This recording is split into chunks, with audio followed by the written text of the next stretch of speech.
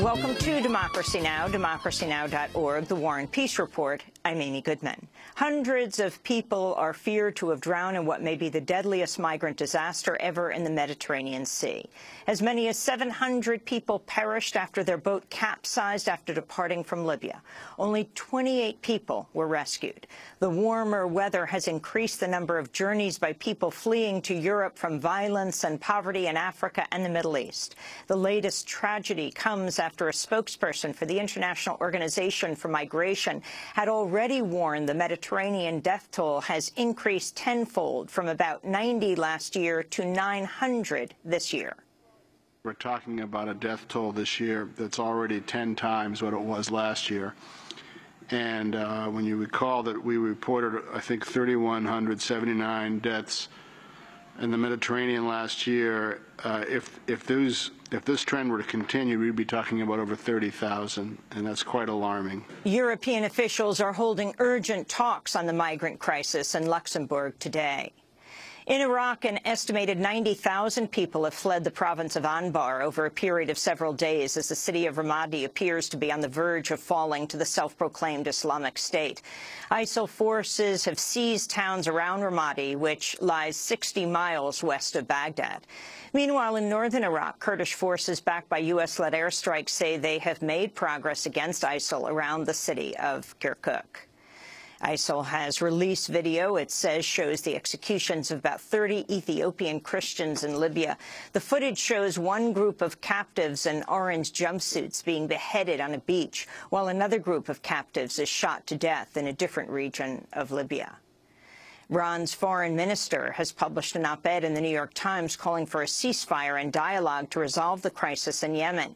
As U.S.-backed Saudi airstrikes rock the capital Sana'a, which is held by Iranian-backed Houthi rebels, Iranian Foreign Minister Mohammad Javad Zarif writes, quote, "One cannot confront al-Qaeda and its ideological siblings, such as the so-called Islamic State in Iraq, while effectively enabling their growth in Yemen and Syria." On Sunday, Iranian Supreme Leader Ayatollah Ali Khamenei criticized U.S. foreign policy. The myth of Iranian nuclear weapons was created by the Americans, with the Europeans and others, with the purpose of showing Iran as a threat. No, America is itself the threat. The American regime is the greatest threat to the world today, with its irrelevant interference anywhere it pleases in the world, without any control, without any commitment, religious or moral. Interference that compromises security. Nuclear talks between Iran and world powers resume on Tuesday. In Somalia, the militant group al-Shabaab has killed 9 people in a bomb attack on a van carrying workers to a United Nations office in the region of Puntland. The dead include 4 staff members from UNICEF. It was the 3rd deadly attack by the al-Shabaab on foreign personnel in 3 days, following earlier attacks on African Union peacekeepers and a Kenyan convoy. A new report by The Intercept and Der Spiegel has revealed the U.S. military base in Ramstein, Germany, is the, quote, high-tech heart of the U.S. drone program. While U.S. and German officials have sought to downplay the base's role, documents obtained from an anonymous source show the base serves as a crucial satellite relay station, beaming signals from Creech Air Force Base in Nevada to drones over Yemen, Somalia, and other countries. FBI agents have arrested 6 people in Minnesota and California as part of what they say is a terrorism investigation. The FBI has provided no details so far. The news comes after a 23-year-old Ohio man was arraigned last week for allegedly traveling to Syria to aid the al-Qaeda-linked al-Nusra Front. Prosecutors say Abdurrahman Sheikh Mohammed boasted of his skills to a government informant and planned to attack a military facility or prison within the United States. Meanwhile, Australian and British police say they have arrested a number of teenagers, including a 14-year-old boy, over an alleged plot to attack a war memorial ceremony in Australia. The State Department's acknowledged it reached out to corporate media executives for help countering narratives put forth by the self-proclaimed Islamic State and by Russia. An email published by WikiLeaks as part of a trove of hacked Sony documents shows State Department official Richard Stengel telling Sony Entertainment CEO Michael Linton that countering such narratives is, quote, not something that the State Department can do on its own. Stengel suggests a meeting of media executives to, quote, help us think about better ways to respond. State Department spokesperson Marie Harf acknowledged the administration has talked with social media and entertainment organizations about its efforts against ISIL. Talked to a host of government and non-governmental actors about the anti-ISIL coalition. This is certainly a very, very small part of that. I wouldn't draw any big analytical statements from this other than we're very clear that we believe people who have platforms who can speak out against ISIL should do so, but their content, what they choose to say, what they choose to print, what they choose to make in terms of movies is obviously entirely up to them. About putting and I think ISIL Sony would say Russia. the same thing. Other Sony emails from the WikiLeaks trove reveal actor Ben Affleck asked the creators of the PBS documentary series Finding Your Roots to conceal the fact he had a slave-owning ancestor. The film's host, Henry Louis Gates, consulted Sony Entertainment CEO Michael Linton for advice, and ultimately the fact was left out of the film. Gates and PBS says the omission was based on editorial grounds. Tens of thousands of people marched around the world Saturday on a global day of action against a massive free trade deal being negotiated between the United States and Europe. Opponents of the Transatlantic Trade and Investment Partnership, or TTIP, say it would threaten European GMO restrictions and undermine health, environmental and financial regulations by letting corporations sue countries in private trade tribunals over laws they claim threaten their profits. Over 600 protests took place Saturday against the TTIP and other secretive free trade deals, including the Trans-Pacific Partnership, or TPP, which President Obama has been granted fast track, has authority to negotiate with countries in South America and Asia. In Finland, a millionaire former telecommunications executive who advocates austerity policies has won election as the next prime minister. Juha Sipilä will likely need to form a coalition government with the right-wing anti-immigration Finns party, which wants to expel Greece from the European Union. In Mexico, a new investigation has revealed federal police massacred 16 civilians in January in the state of Michoacán. Authorities had described the incident in Apatzingán as a shootout with a civil defense force, but a report published in Mexican outlets based on interviews with dozens of people reveals federal police attacked an encampment of members of an anti-cartel rural defense group who'd staged a sit-in after the federal security commissioner in the state dissolved their group without pay. The police reportedly yelled, "Kill them like dogs," as they descended on the protesters, none of whom fired a shot. Hours later, the federal police opened fire on vehicles carrying civil defense members and their family members. A witness described seeing someone killed while on his knees. They shouted at me, "Put your hands up, get on your knees." When I went to put my hands up and get on my knees, a person who was further down, towards Tres Hermanos, a person who was on his knees, I saw how they shot him in the face, and he fell. The compañero fell. They shot him while he was on his knees, surrendering, unarmed. In Maryland, a 27-year-old African-American man has died 1 week after an arrest by Baltimore police that left him in a coma. Freddie Gray's family and attorneys say his voice box was crushed and his spine was 80% severed at his neck.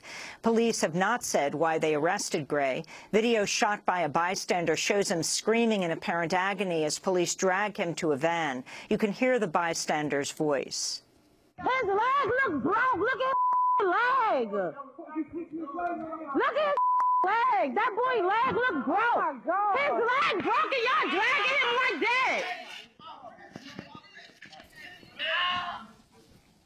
Police say officers placed additional restraints on Gray while he was in the van, then called paramedics to take him to the hospital half an hour later. Gray died on Sunday amidst protests demanding answers. His family has called for a federal probe. Police in St. Louis County, Missouri, shot and killed a 23-year-old African-American man after his mother called them for help. Police say Thaddeus McCarroll emerged from his house with a knife and charged at them after his mother reported he was behaving abnormally and talking about a, quote, black revolution. Audio from a police body camera shows McCarroll repeatedly asking the police to go, saying he's, quote, pissed off because you guys won't leave me alone, unquote. Police fired a rubber bullet, then seconds later opened fire with an automatic weapon. McCarroll's death in Jennings, Missouri, comes as new information has emerged about the militarized response to mass protests over the police killing of Michael Brown in nearby Ferguson last year. Documents obtained by CNN show the Missouri National Guard used the terms enemy forces and adversaries to refer to the protesters. In Arizona, a police officer who ran a suspect over with his cruiser will not face charges. Footage from a police dashboard camera shows Marana police officer Michael Rapico running down a suspect police say was armed with a stolen gun. The suspect, Mario Valencia, was hospitalized but survived. Protesters say they lacked evidence to prove the officer had, quote, the requisite criminal intent for aggravated assault. He's a former NYPD officer who was previously sued for excessive force.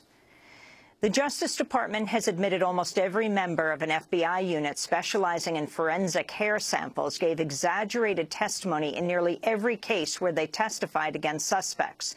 According to the Washington Post, a review has found 26 out of 28 examiners overstated forensic matches in ways that favored prosecutors in more than 95% of trials examined so far. The trials took place over a 20-year period before 2000. They include 32 cases in which prisoners were sentenced to death, including 14 who were executed or died in prison.